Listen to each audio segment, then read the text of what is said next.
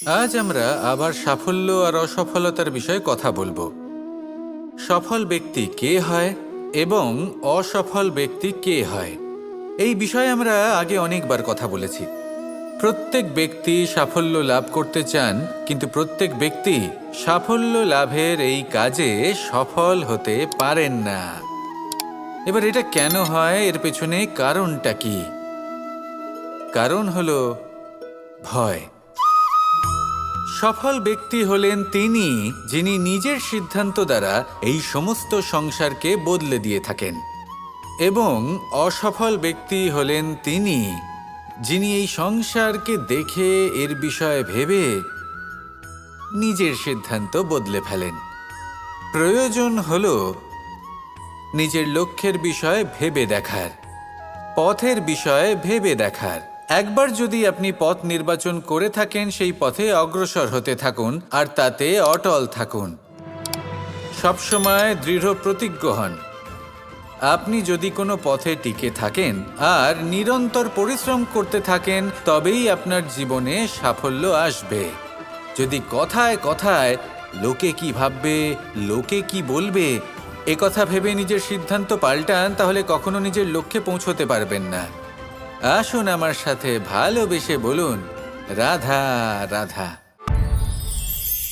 বড়ই অদ্ভুত ব্যাপার। একটি পাথরের প্রতিমা যখন মন্দিরে স্থাপিত হয়, তখন তা আমাদের কাছে ভগবান সম হয়ে দাঁড়ায়। কিন্তু যখন একজন জীবিত মানুষ মন্দিরে গিয়ে থাকেন, তখন তার শরীর, মন, আত্মা সেই সব পাথর সম হয়ে দাঁড়ায়। কিন্তু এমনটা আমি ঠিক কেন বললাম, ভেবে দেখুন।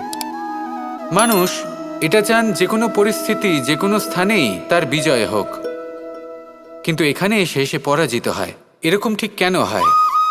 সমস্ত খেলা হলো ভাবনা চিন্তার, বিচারধারার, দৃষ্টিভঙ্গির, উত্তরদায়িত্বের খেলা। পাষাণের এই প্রতিমা, তার একটি উত্তরদায়িত্ব আছে, আশা ধরে রাখার দায়িত্ব। সেই আশা জানিয়ে মানুষ মন্দিরে আসেন। তেমনি মানুষের একটি উত্তরদায়িত্ব আছে, যেটা সে ভুলে যায়। আর সেই উত্তরদায়িত্ব হলো এটা, যে মন্দিরে যে ভগবানকে সে প্রসন্ন করতে যাচ্ছে, তাকে সে তখনই খুঁজে পাবে যখন পূর্ণরূপে সে সমর্পিত থাকবে। যদি মনে সমর্পণের ভাব না থাকে, তাহলে ভগবান কখনো প্রসন্ন হবেন না। নিজের উত্তরদায়িত্ব বোঝার বদলে মানুষ শুধু একটা অনুষ্ঠান পালন করেন। যেমন ফুলের একটা মালা অর্পণ করেন, আর সেই কারণেই তিনি পরাজিত হন। আপনি ফুলের মালা অর্পণ করুন, প্রসাদ অর্পণ করুন, কিন্তু মনের মধ্যে পূর্ণ সমর্পণের ভাব থাকা প্রয়োজনীয়।